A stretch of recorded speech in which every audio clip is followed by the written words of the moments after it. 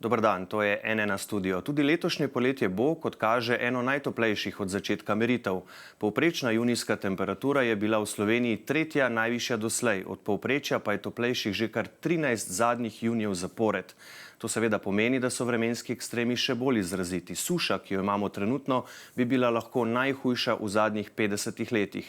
Neurja postajajo vse bolj silovita in uničujoča, pa sploh še nismo na vrhuncu poletja. Kaj torej sledi? Kaj bo s pridelki? Se Istri prvič od 80 let obetajo celo redukcije vode. O tem z gosti v studiu je z nami meteorolog Brane Gregorčič z Agencije za okolje. Dober dan, dobrodošli. Prek povezave pri izviru Rižane je Dari Križman, vodja sektorja za oskrbo s pitno vodo na Rižanskem vodovodu. V Novi Gorici pa je z nami Vasja Juretic, svetovalec na Kmetijsko-gozdarskem zavodu Nova Gorica. Lep pozdrav vsem. Gospod Gregorčič, najprej nekaj besed o letošnjem juniju. Na državni ravni je bil po prvih podatkih Arsa toplejši za kar 3,7 stopinje. V Podnanusu je bil izmerjen junijski rekord 38 stopinj Celzija in še zadnjih 8 zaporednih junijev je bilo najtoplejših na svetovni ravni. Po čem je prvi poletni mesec še izstopal? Ja, kar precej ste že našteli. V resnici je potek v letošnjem juniju, potek vremena oziroma teh visokih temperatur precej spominjal leto 2003, se pravi na junij 2003, ko smo potem imeli najbolj vroče poletje, še vedno doslej. S to razliko morda, da leta 2003 je vročina pritisnila že v prvi polovici junija, letos pa bolj v drugi kot v prvi. Ampak po recimo doseženih temperaturah, tudi povprečnih in tudi po suši, sta pa kar primerljiva te dva junija. Z manjšo razliko, junija 2003 je bilo sušno tudi na severovzhodu Slovenije, kar pa letos ni. Tako da letos se je suša dejansko nekako najbolj odrazila na Primorskem. Zdaj, ta teden smo imeli sicer dva padavinska dogodka, ampak suše to seveda ni občutno omililo. Tudi včeraj je bilo padavin verjetno vendarle premalo, a ne? Ja, včeraj je bilo recimo na Goriškem, na Krasu, v Vipavski dolini, tam nekje od 10 do 20 mm padavin, kar seveda vsaj za površinski sloj je nekaj, za kakšna vodna zajetja pa to ni omembe vredno. Dočim priobalni pas je dobil pa manj kot 5 mm padavin, v glavnem le okoli 3 mm, tako da tam je pa komaj, bi lahko rekli, zmočilo prah. In slaba novica je ta, da v naslednjih 10 ali celo 14 dneh ni na vidiku nekih novih omembe vrednih padavin. In še vročina se bo stopnjevala naslednji teden. Ja, drži. Zdaj bo sicer najprej nekoliko predaha, kar se vročine tiče. Tja do vključno torka bodo temperature tudi na Primorskem čez dan malenkost pod 30, v notranjosti pa bolj okoli 25 stopinj. Ampak potem od srede prihodnjega tedna naprej se bo pa res vročina počasi stopnjevala in kot kaže, bo v drugi polovici julija, tam nekje, če ne prej po 18. juliju, nastopil spet kar izrazit vročinski val. Gospod Juretic, kot rečeno, tudi pri vas je padlo nekaj malega dežja od 10 do 20 mm. Kakšne pa so trenutne razmere pri vas? Ja, dober dan. Ja, v bistvu je že gospod Gregorčič lepo opisal te razmere, ki veljajo praktično za celotno Slovenijo, pa vendarle je na Primorskem stanje še dosti slabše.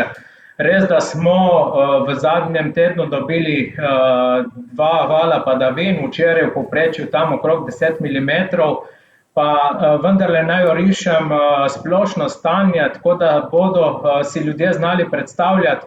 V letu 2021 smo v obdobju januar-julij na meteorološki postaji Bilje dobili nekaj manj kot 600 mm padavin, v letošnjem letu istega obdobja pa samo nekaj čez 200. In to je ta razlika oziroma to so vzroki za zelo hudo sušo, ki se nam dogaja. In tudi te padavine žal bodo lahko samo rahlo omilile, stanje pa same suše ne bodo rešile. Kaj to pomeni za letošnji pridelek? Kaj je najbolj ogroženo? Glejte, če se sprva lotim samega travinja oziroma pridelave krme, praktično na celotnem območju Primorske so bili odkosi nekje v povprečju za 50% nižji. Zgodnje sadje je nekako ušlo suši, imamo pa trenutno zelo velike težave pri tistih sadnih vrstah, kjer je pridelek na drevesih.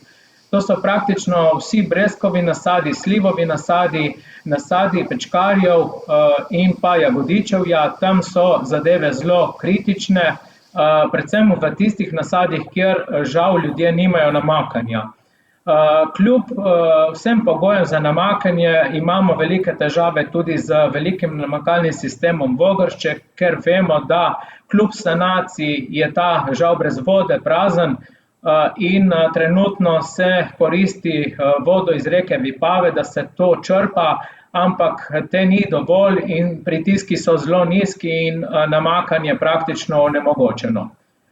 Težave so tudi pri pridelavi poljščin, najbolj je trenutno na udaru koruza. Na posameznih legah, kjer imamo zelo plitva peščena tla, je praktično koruza se že posušila in jo tudi močne padavine ne bodo rešile. Na tistih malo globljih tleh oziroma kjer je teh težav sušo manj, pa bodo te padavine nekoliko omilile samo sušo. Gospod Križman, če gremo še k vam, ste pri vodnem zajetju za obalo, ki je v bistvu že suho in to mesec prej kot ponavadi. Kaj to pomeni za preskrbo Istre s pitno vodo? Tako, ja, nahajamo se na zunanjem jezu izvira reke Rižane. Pred nami vidimo jez, v katerem je zelo malo vode, v ozadju pa vidimo objekt, ki zajame gravitacijski izvir in na katerem vidimo pač, da nič ne preliva ven, se pravi vseh teh odprtin običajno preliva, se pravi, ker je reka Rižana hudourniškega tipa, po obilnih nalivih vseh teh odprtin dejansko bruha voda. Sedaj pa, ker je že en mesec, se pravi, sta suša, se pravi, gravitacijski izvir je že usahnil, in vso količino, ki jo sedaj uspemo dobiti iz tega vira, je z črpanjem podtalnice, to je v količini 190 litrov na sekundo in obenem skrbimo, da je v reki Rižani še dovolj vode, se pravi tista predpisana količina, to je 110 litrov, katero moramo vzdrževati.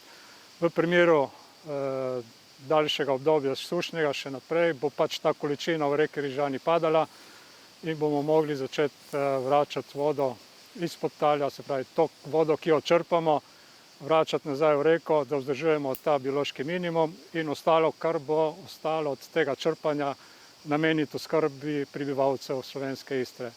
Treba še povedati, da je to naš osnovni vir, zato imamo vodno dovoljenje, drugega vodnega vira na slovenski obali nimamo. Ostale količine, s katerimi pač dobavljamo trenutno oskrbo, so iz kraškega vodovoda Sežana, to je maksimalna količina, ki jih oni tudi lahko dajo, to je 100 litrov na sekundo. Z hrvaške Istre uspemo dobiti sedaj 70 litrov na sekundo, to je, se pravi, iz vodnega vira Gradole.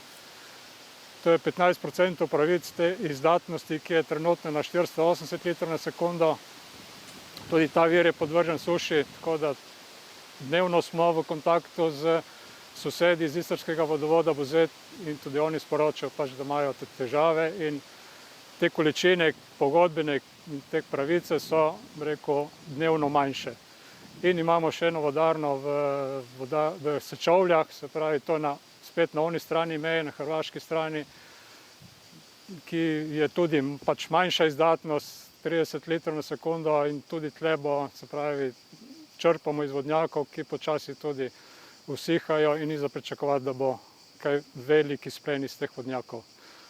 Ja, omenjajo se celo redukcije, prvič po skoraj 40 letih. Kako realno je to? Ja, če se bo tako nadaljevalo, glede na to, da padavin ni za pričakovati, glede na ukrepe bomo pač spremljali porabo. Če bo poraba še zmeraj visoka oziroma večja, kot bo izdatnost vodnih virov, bomo prisiljeni, se pravi, nadaljnje ukrepe sprejeti, prepoved za kmetijske namene in nazadnje, če bo vode premalo, bomo prisiljeni sprejeti tudi redukcije. Se pravi, razdeljevanje tistega, kar bomo imeli na razpolago v določenih urah prebivalcem. Kdaj bi se lahko to zgodilo in kaj to pomeni najprej za domačine, pa seveda potem tudi za turiste?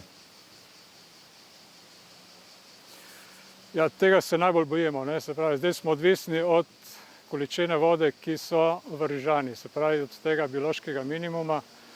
Čim bo upadel pod to predpisano količino, bomo začeli vračati vodo nazaj in posledično bo manj vode za namen oskrbe.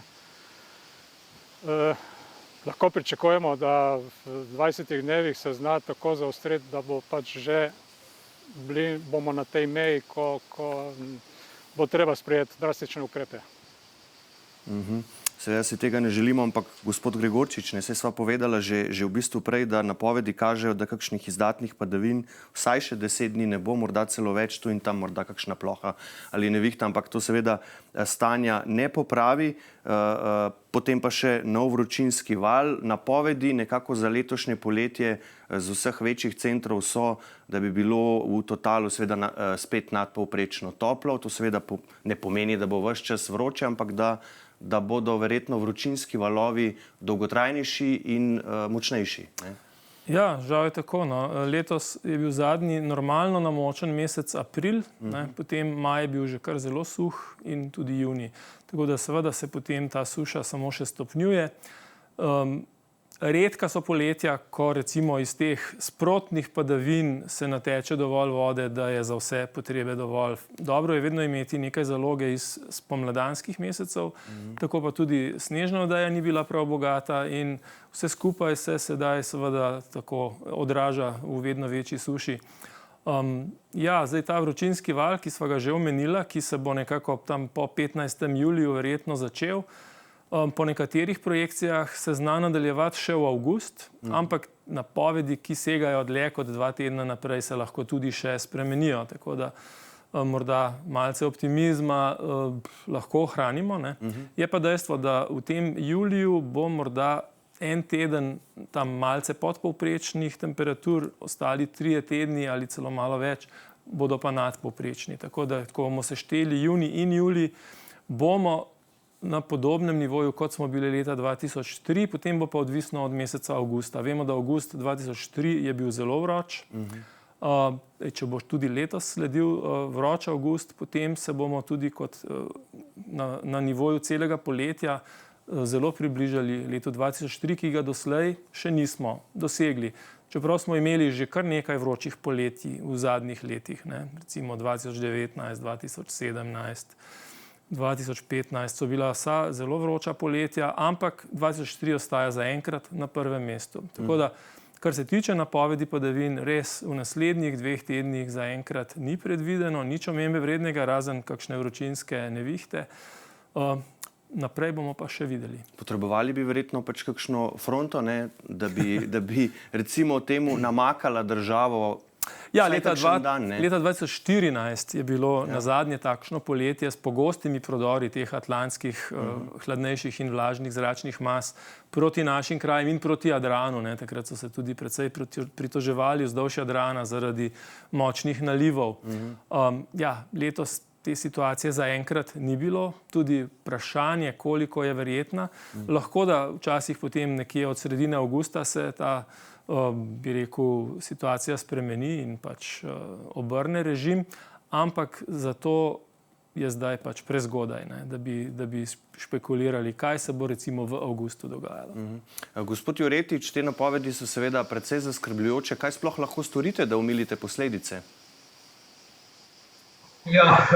Tako tisti, ki pač imajo nek vodni vir za namakanje, vsekakor redno namakanje, da ohranimo dobro kondicijo rastlin, v bistvu, da nimamo prevelikih stresov, kajti zelo nas skrbi predvsem stanje v trajnih nasadih, ker vemo, da rastline diferencirajo oziroma nastavljajo cvetni nastavek za prihodnje leto prav v teh poletnih mesecih in tam, kjer imamo še pridelek na samih rastlinah, si zagotovo znate predstavljati, kakšen manko vode je to.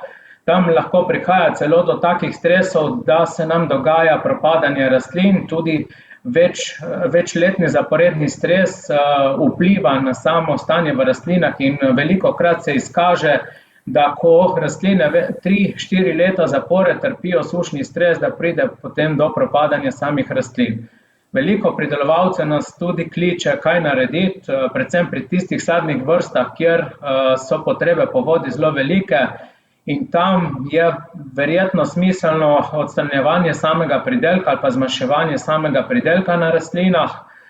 Na sam odkos oziroma pridelavo krme lahko zelo malo vplivamo, če ne bomo dobili padavin, bo same krme bistveno premalo in bodo kmetovalci zagotovo razmišljali o zmanjšanju staleža, kajti vemo, da krme tudi na tržišču ne bo dovolj oziroma cenovno je stanje tudi zelo slabo oziroma ekonomsko stanje na kmetijah zelo slabo in marsikdo sploh ne razmišlja, da bi dokupoval krmo.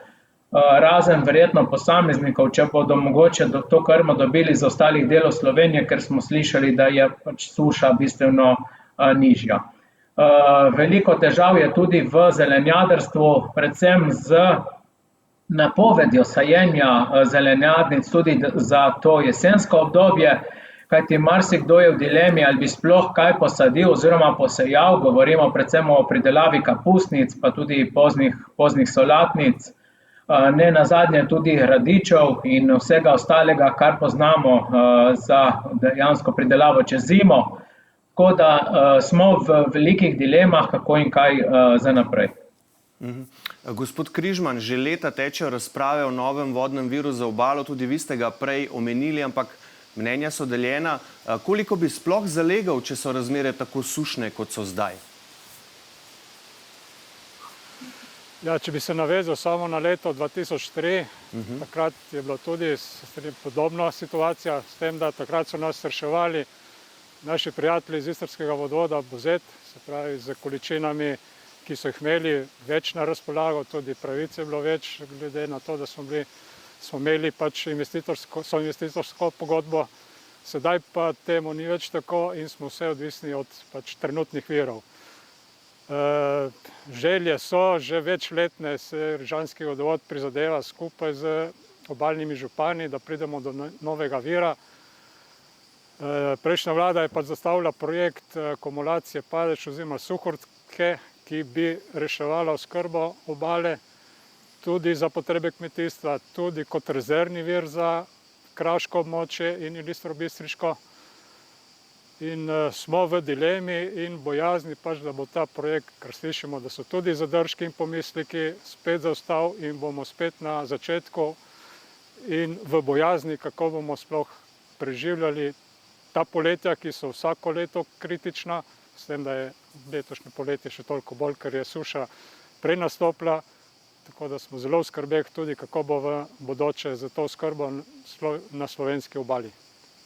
Gospod Gregorčič, slišali smo ravnokar, vsako poletje v bistvu vedno bolj so ta kritična stanja. Tudi poletja očitno se bomo morali navaditi pri nas, da bodo drugačna. Recimo priznana klimatologinja Lučka Kajfež-Bogataj pravi, da bo praktično cela Slovenija vse bolj postajala podobna Krasu, da lahko na smreke kar pozabimo. Torej, je to, o čemer se zdaj pogovarjamo, tudi nekateri pravijo, ja, to poletje je vroče, ampak je še vseeno najhladnejše do konca našega življenja.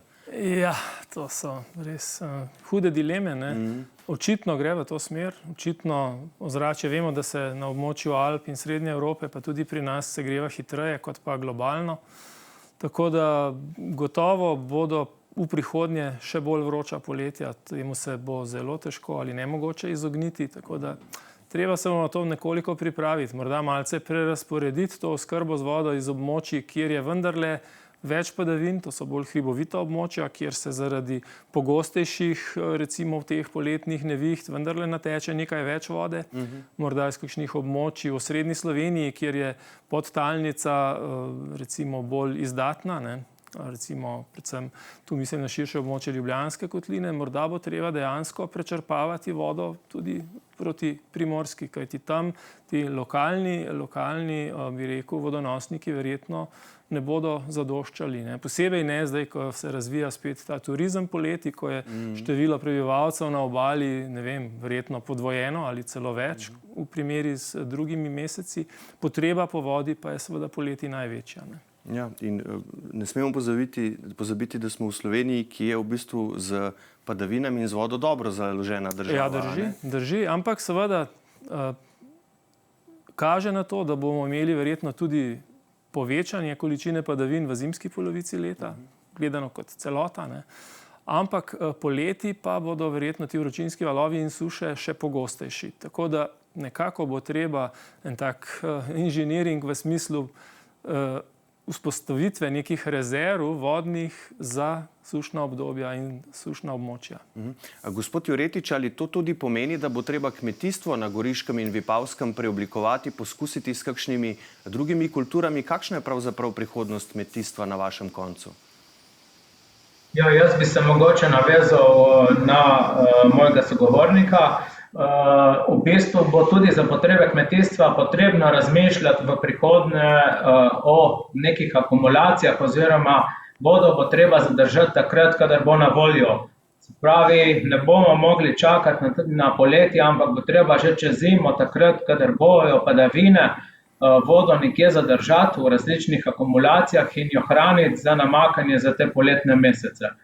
In prilagajanje kmetijstva, vsekakor se o tem govorimo že kar nekaj desetletij, da so podnebne spremembe tu in so nas doletele. Zdaj, kar se tiče vašega vprašanja o samih kulturah, pa veste, mediteranske kulture, ki ste jih verjetno imeli v mislih, ne, in so na sušo manj občutljive, so pa z drugega vidika zelo problematične na pozebo. In mi imamo velike težave, kajti takrat v teh spomladanskih mesecih nas kljub vsem visokim temperaturam doletijo dnevi oziroma tedni, ko imamo zelo nizke temperature, krepko pod lediščem, in na drugi strani so pa le te posledice ali pa vzrok za neuspevanje teh mediteranskih kultur. In potem je še dodatna težava, da se tudi spomladi dostikrat, ne vem, marca že zelo ogreje, imamo že čez 20 stopinj, potem pa, ne vem, aprila pride sploh lani. Spomnimo se tiste katastrofalne pozebe, pa potem kakšen udor zraka s severa in imamo potem kar nekaj dni konkreten minus. Kaj pa mestne poplave, gospod Gregorčič? Videli smo, kaj se je v Ljubljani zgodilo lani septembra, ko je bil naliv s povratno dobo 100 let. Ta teden ponovno poplavljeni podvozi in ceste. Vaš kolega z agencije Blaž Šter meni, da bodo tako imenovane mestne poplave nova realnost. Kaj to pomeni, da se bodo pojavljale vsako leto? Ja, kadar pade velika količina dežja ob nalivih v kratkem času na urbanem območju, je vedno problem odvodnjavanja. Tako da verjetno je težko vzpostaviti sistem, ki bi bil dimenzioniran na takšne maksimalne nalive. Tako da verjetno nekaj težav bo tudi, če se recimo ne bodo nalivi še intenzivirali. Je pa dejstvo, da v toplejši atmosferi je več vodne pare pomeni več energije za vremenske procese in tudi večjo potencialno nevarnost za močne nalive. Tako da ja, tudi to se bo še dogajalo in verjetno do neke mere tudi stopnjevalo. Za konec še eno vprašanje, gospod Gregorčič. Hrvaški vremenoslovci so opozarjali na orkansko burjo, zlasti pod Velebitom je in bo danes kar hudo. Vem, da so že prej odpovedali trajekte na Pag. Na cestah je pa polno turistov, seveda burja na severnem Jadranu, sploh pod Velebitom, v bistvu ni nič posebnega, ne? Tam so bili celo sunki čez 200 km na uro, ampak so pa tovrstni dogodki poleti vseeno malo redkejši. Kako izjemen je tokratni dogodek, se naši turisti že lahko odpravijo proti hrvaški obali ali morda raje počakajo en dan? Torej, današnja burja vzdolž hrvaške obale je posledica prodora hladnejšega zraka v višinah, ki smo ga bili deležni tudi mi včeraj popoldne, prehod hladne fronte. Tudi pri nas je ob obali močno zapihalo, sicer bolj tramontana kot burja. Sunki so tudi presegli 90 km na uro. Vemo, da se je zgodila tudi tragična nesreča v Izoli. No, zdaj ta proces že napreduje in je precej nad južnim delom Jadrana, tako da seveda nekaj burje je še, predvsem ob srednjem in južnem Jadranu, dočim na severnem Jadranu verjetno že počasi zgublja svojo moč, tako da zdaj ob koncu tedna nekih večjih tovrstnih težav ne bo več. Pa gredo lahko ljudje že danes na pot? Veliko jih namreč. Ja, sej zelo hitro ne moreš iz Slovenije priti recimo do tistega območja. Jaz mislim, da kolikor si zapomnil vse to dogajanje, ki se zdaj odvija, mislim, da se že da počasi. Ampak treba je preveriti stanje na cestah, kajti lahko se zgodi še kaj drugega na cesti, ne samo vremenske nevšečnosti. In včasih, če je cesta nekaj časa zaprta, je potem kar problem, preden se promet normalizira. Skratka, tisto splošno navodilo, ki velja za ne glede na to, kateri mesec v letu, kakšno vreme je, preverite razmere na cestah in potem se odpravite na pot, če to dopuščajo. Najlepša hvala, gospod Gregorčič, za vaše gostovanje v studiu in seveda lepo zdrav tudi drugima gostoma. Lepo zdrav gospod Križman in gospod Juretič, tudi vam v Novo Gorico. Hvala lepa. Hvala lepa, pozdravljeni. Hvala. Seveda si vsi skupaj želimo, da vendarle vreme preseneti, prinese kakšne obilnejše padavine, kot rečeno, za naslednjih 10-14 dni bolj slabo kaže. Vsekakor pa spremljajte tudi našo spletno stran n1info.si, kjer sproti objavljamo tudi vse vremenske informacije. Studija le še lepo zdrav in nasvidenje.